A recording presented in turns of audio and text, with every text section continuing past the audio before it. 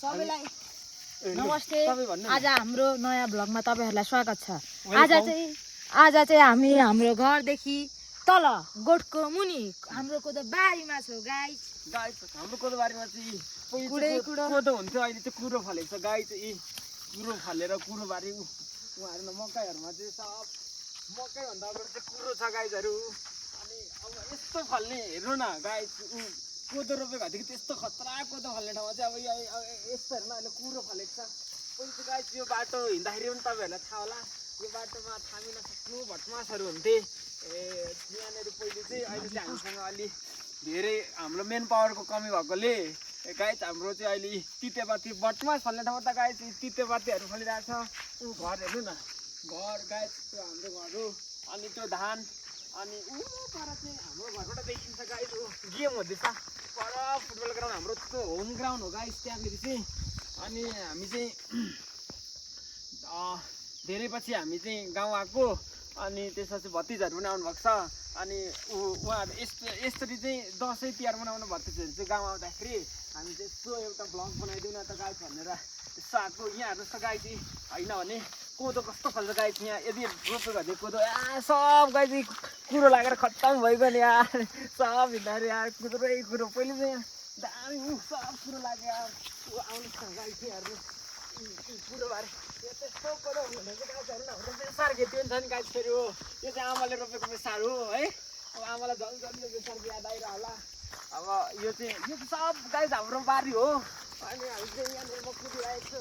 गाई चाहिँ हाम्रो छ यो पहिले पुरै यहाँ चाहिँ त्यो अघिको जस्तो कोदोहरू फल्ने ठाउँ चाहिँ गाई चाहिँ हाम्रो त अब कुरो आम्मामा कुरो देखाइदिनु त कुरो आम्मामा सब कुरो फलेको छ, तितेपाती फलेको छ। उहाँ हेर्नुहोस् न गाई चाहिँ अब थियो त्यस्तै हो। अब हाम्रो बारी आमा सब पुरीलाई चल्ने क्या दिदी हो आम्मा। अब त्यो चाहिँ हाम्रो घरको त्यस्तो देखिन्छ गाई छोरी होइन। अब त्यस्तै हो यो कटोरामा चाहिँ फेरि ऊ हो हामी चाहिँ काका भति छ गाई चाहिँ हाम्रो फेरि घरै मुन्द्र हो।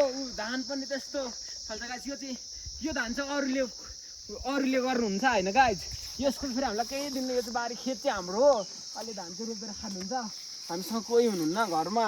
अनि हामी तिन काका भति चाहिँ यस्तो रमाइलो गर्दै हिँडेको। हेर्नु न गाई आफैले खेती गर्दा चाहिँ यो कुरोहरू चाहिँ हामी सब काटिदिन्थ्यो क्या, कोदोलाई डिस्टर्ब हुन्छ भनेर। र पनि अरूले हो भने यस्तो रोप्नु चाहिँ लाग्छ गाई। र पनि हेर्नुहोस् त यो चाहिँ हाइवेबाट 1 किलोमिटर के अरे हाइवेबाट 10 फिट पनि यता होइन, हाम्रो चाहिँ हाइवेमै छुको जग्गाहरू हो गाई। यो चाहिँ तपाईँहरूलाई घरदेखिहरू मनपर्छ भने त्यो गाई फेरि हामी चाहिँ सेल्समा छ।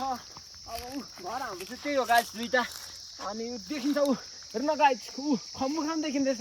यहाँ हेर्नु त त्यो मेरो अफिसको चाहिँ त्यो पिकको डाँडा हो। त्यो अफिस चाहिँ म त्यहाँनिर बस्छु। अनि त देखिने यो चाहिँ हाम्रो सबै यो देखिने टावरले चाहिँ यो अरुण थटको हाइड्रोले चाहिँ गाई चाहिँ सब हाम्रो बारी चाहिँ लाँदैछ त फेरिदेखि माथिसँग। अब लाने कहिले हो ठिक छ गाई। हाम्रो पर्खे चाहिँ रित्तो छ क्या गाई चाहिँ। अहिले चाहिँ त्यहाँको वस्तु यहाँ मुनि सारिएको छ। अनि त्यहाँ चाहिँ हामी नयाँ गोठ बनाउँदैछौँ गाई।